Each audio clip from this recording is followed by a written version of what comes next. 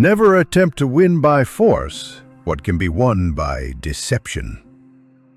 There are moments in life where the smartest move is not to speak. Not because you're afraid, not because you're uncertain, but because silence, real, disciplined silence, is a form of power most people never master. We live in an age addicted to expression.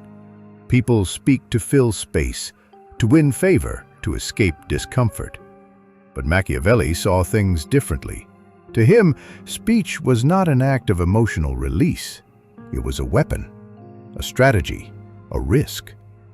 He believed that every word you say either strengthens your position or exposes it. Every opinion, every confession, every argument you enter into reveals your hand just a little more.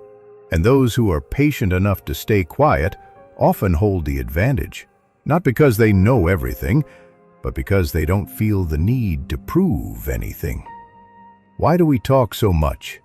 Because we're uncomfortable with silence. Because silence makes us feel unseen. And we've been trained to believe that if we don't speak, we'll be forgotten. But Machiavelli understood the opposite. When you speak less, people listen more. They wonder what you're thinking. They lean in closer. They attribute wisdom to your restraint, even when your silence is simply patience. He saw that power isn't loud. Power is quiet, intentional, observant. The person who can sit in a room, hear everything and say nothing until the moment is right, wields more control than the one who dominates every conversation. But this is not passive silence. This is not avoidance or insecurity. This is strategic silence, a choice, not a weakness. You are not invisible because you're quiet. You are effective because you've mastered the space between impulse and action. And in that space, Machiavelli believed, lies your power, because words, once spoken, cannot be taken back. A single, careless sentence can destroy a relationship, a reputation, an alliance. But no one ever regretted the sentence they never said. We live in a world that rewards reaction, immediate feedback, instant opinions, quick comebacks.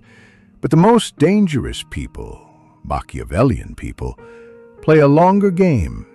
They know that truth is often irrelevant, that perception is everything, that when people don't know what you're thinking, they fill in the blanks, and usually they overestimate you. That is your advantage. Say less, appear more, because when you speak sparingly, your words carry more weight. People don't remember everything you say. They remember how you made them feel. And if you're always talking, they stop feeling anything when you do. But if you say little, and when you do speak, it's deliberate, it's sharp, it's clear, then your voice begins to matter. Machiavelli believed that it's better to be feared than loved if you cannot be both. But fear, in his world, wasn't always about threats. It was about uncertainty. People fear what they cannot predict, and nothing is more unpredictable than a person who knows when to speak and when to say nothing at all. This is especially true when emotions are high, when others are angry, defensive, chaotic. Silence is your discipline. Because when emotions rise, logic fails. And if you react with the same fire, you burn with them. But if you hold your silence, you remain above the storm. You let others show their cards. You let them overexpose themselves. You let them get comfortable thinking you're not paying attention. And then, when the time is right, you act. That is strategy. That is control. That is power. But this silence requires something difficult: ego control. The urge to interrupt, to correct, to defend, to impress. You must learn to let that urge pass through you, like wind through trees. Because often, the strongest move is not to prove you're right. It's to let someone else believe they are, while you quietly position yourself to win. Machiavelli believed that most people are predictable. They crave attention, validation, recognition. And if you can see that in others but remove the craving from yourself, you become a different kind of force entirely. You become untouchable, not because you're cold, but because you've stopped trading your energy for approval. There's a deep, quiet dignity in the person who doesn't need to explain themselves. You don't have to clarify every misunderstanding. You don't have to win every argument. You don't have to shout your intentions from rooftops. Sometimes your silence does the talking. It says, "I know who I am. I know what I'm doing. I don't need you to see it for it to be real." That's a power few people ever reach, because it demands the death of pride. And pride, Machiavelli knew, is the trap that brings down even the smartest leaders. They speak too soon, they reveal too much, they need to be seen as strong, so they act before it's time. But the wise don't rush. They understand that the most important things often happen beneath the surface. And that's where they live, beneath the noise, watching, reading, waiting. That patience is their weapon.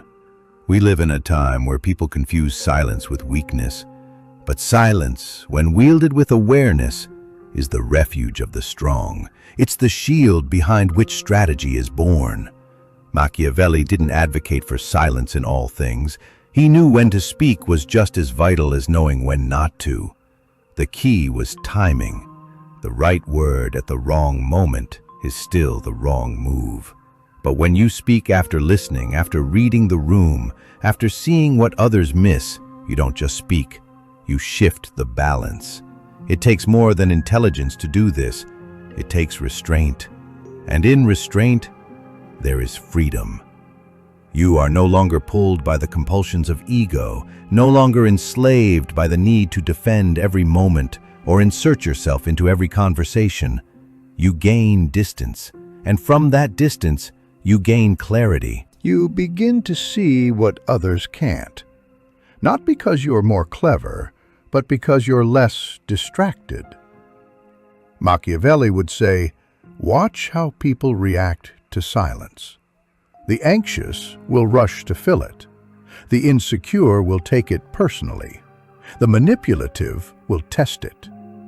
But the wise, they respect it, because they understand that silence is not the absence of noise, it's the presence of awareness." This is especially true in conflict. When arguments begin to swirl, most people talk louder. They sharpen their words. They try to outwit, outtalk, outmaneuver. But that noise only obscures the truth. Machiavelli taught that the most dangerous enemy is the one who doesn't fight where you expect them to. In a world of shouting, the silent one becomes mysterious. And in mystery, there is leverage. People reveal themselves when you stop reacting. Their patterns come forward, their insecurities, their tactics, their true motives. They all emerge in the silence. That's when you act, not from impulse, but from understanding.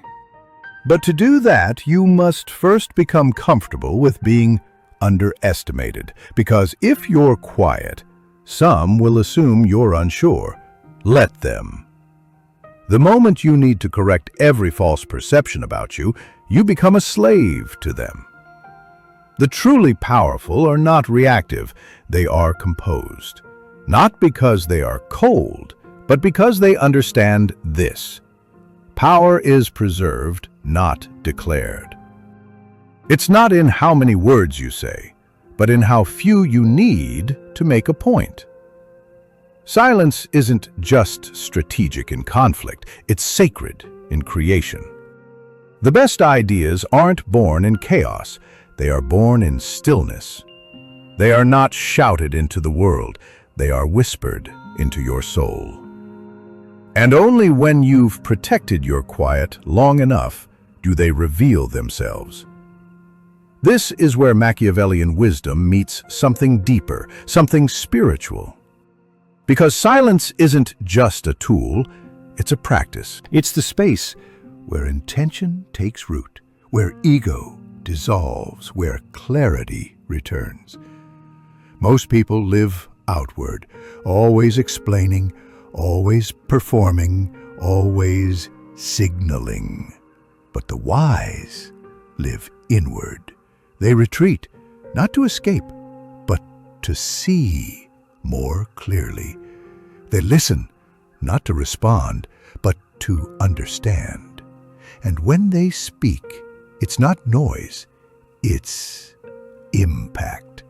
They do not need the room to turn toward them. They simply speak, and the room falls silent.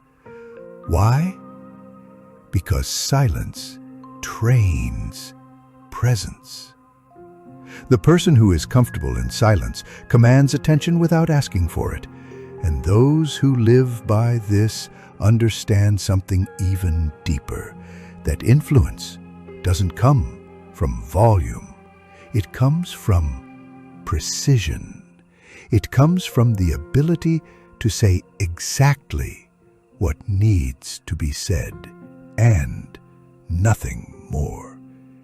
You don't win by proving yourself constantly. You win by being impossible to predict, impossible to provoke, and impossible to read until it's too late.